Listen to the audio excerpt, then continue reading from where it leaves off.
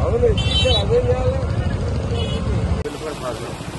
వీళ్ళెవరికి తెలుసు కావాలి కుదరలేకపోతుంది. కావాలని ఉద్యమాలు చేస్తారు. చాలా నార్మల్ కాదు, ప్రజల్లో పెట్టేది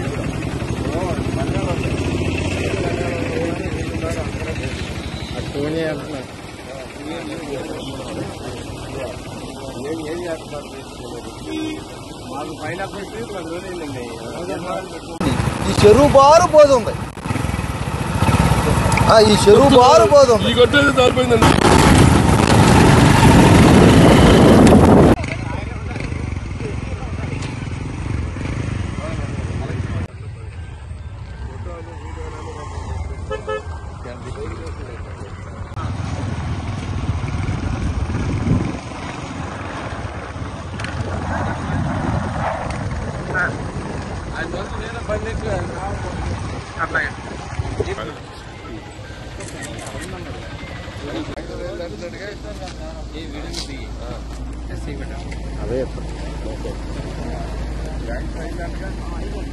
మేము రైతాంగం పూర్తి సహకారం ఇబ్బంది అయితే లాస్ అయినా మేము రైతాంగం పెట్టుకుంటాం అవసరం అయితే ఎవరు మీరు చూసుకోండి.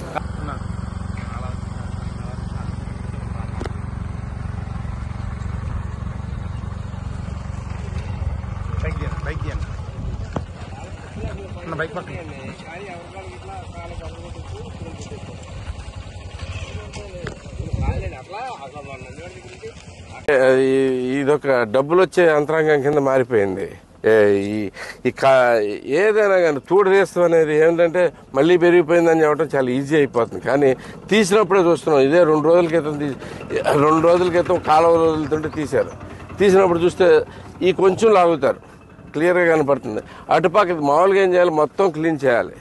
మొత్తం క్లీన్ చేయాల్సిన పరిస్థితిలో ఆ మొత్తం వదిలేసి ఈ కొంచెం లాగితే మళ్ళీ 1 గంట మళ్ళీ ఒక్క రోజులో 2 రోజులు చివరికి కూడా మునిగిపోతుంది. ఇట్లా ఏంటంటే లెస్ అంటే ఇప్పుడు ఎవరికి రాకుండా కాంట్రాక్ట్ ఎవరికి వస్తే వాళ్ళకి పూర్తిగా మిగిలిపోయాయి. ఇప్పుడు 40 లక్షల కాంట్రాక్ట్ ఉందనుకోండి, 40 లక్షల కాంట్రాక్ట్లో 30%, 39%, 40% లెస్కి ఇవ్వలేదు. ఇంత పనిచేసేవాడు ఎవడో వేయడు. అట్లా 39% వేసేస్తారు. 39% వేస్తే దాంట్లో 40% వేసి పడేసారు అనుకోండి. మొత్తం మీద 40 లక్షల్లో 10 లక్షలు పోతే 25 లక్షలు వస్తాయి అనుకోండి.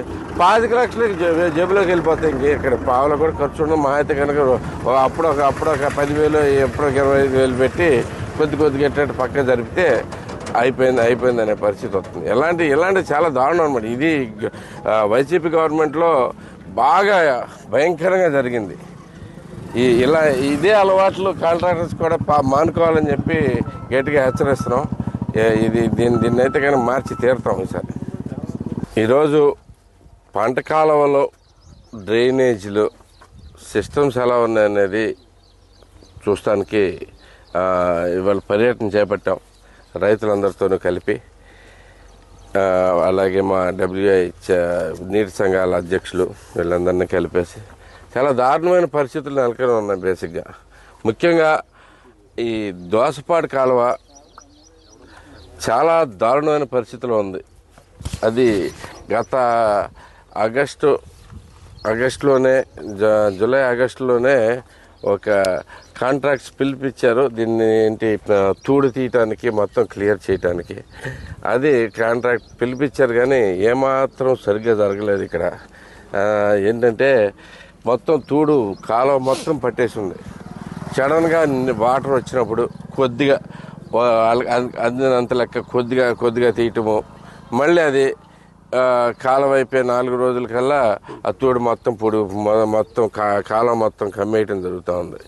ఏ రోజు కూడా పూర్తిగా తీసిన పాపం లేదు. కింద రైతులకేమో ఎక్కడ ఒక చుక్క నీళ్లు కూడా అందట్లేదు. రకరకాల ప్రాబ్లమ్స్ దీనివల్ల వస్తూ ఉన్నాయి. కాంట్రాక్టర్స్ అందరూ అలవాటు పడిపోయి ఉన్నారు. వైసీపీ హయాంలో లెస్లు వేసేసుకుంటాం, ఏమీ చేయాల్సిన అవసరం లేకుండా మొత్తం అంతా బొక్కలు వేసుకుంటాం సరిపోతుంది. ఇలాంటి ఆలోచనలకు స్వస్తి చెప్పాలి. ఎట్లయినా కానీ కాంట్రాక్టర్స్ అందరికీ సరిగ్గా బుద్ధి చెప్పి ఈ మొత్తం చేపించేట్టుగా చేయాలని చెప్పేసి కోరుకుంటున్నాను. ఇప్పుడు మా నీటి సంఘాలు వచ్చినాయి కాబట్టి ఈసారి చంద్రబాబు నాయుడు గారు చాలా గొప్ప పని చేశారు. నీటి సంఘాల అధ్యక్షులు ఎన్నుకుని ఇప్పుడు వీళ్ళు ఎన్నుకుంటాం వల్ల మనకి చాలా ఉపయోగాలు ఉన్నాయి. ఇప్పుడు ఎవరికి వాళ్లే చేయాలి, వాళ్లే బాధ్యులు అవుతారు, రైతులే బాధ్యతలు అవుతారు. కాబట్టి వాళ్ళు తప్పకుండా దీన్ని పరిష్కరించి క్లియర్ చేసుకుంటారని చూస్తున్నాను. అంతేకాకుండా ఈ నందివాడ మండలం చాలా రకాలుగా దెబ్బతింది ఈ మొన్న జరిగిన వరదల్లో. అంటే ఈ రోడ్డే చూస్తూ ఉన్నాం, ఈ ఎలపర్రు రోడ్డు అసలు చాలా, అంటే దీని మీద నుంచి నీళ్ళు అట్నుంచి ఇటెల్ని, ఇటు నుంచి అటెల్ని, గట్లు తెగిపోయి ఉన్నాయి. ఇప్పుడు చూస్తే పరిస్థితి చాలా దమనీయంగా ఉంది. ఈ కాలం మోడర్నైజేషన్ చేయాల్సిన అవసరం కూడా ఉంది. దాని మీద కూడా తప్పకుండా ప్రభుత్వంతో మాట్లాడి ఎలా అయినా కానీ ఈ కాలువల మోడర్నైజేషన్ కూడా చేసేటట్టుగా ట్రై చేద్దామని చెప్తున్నాను. ఎందుకంటే గట్లు తెగిపోయి ఉన్నాయి, గేట్లు తెగిపోయి ఉన్నాయి.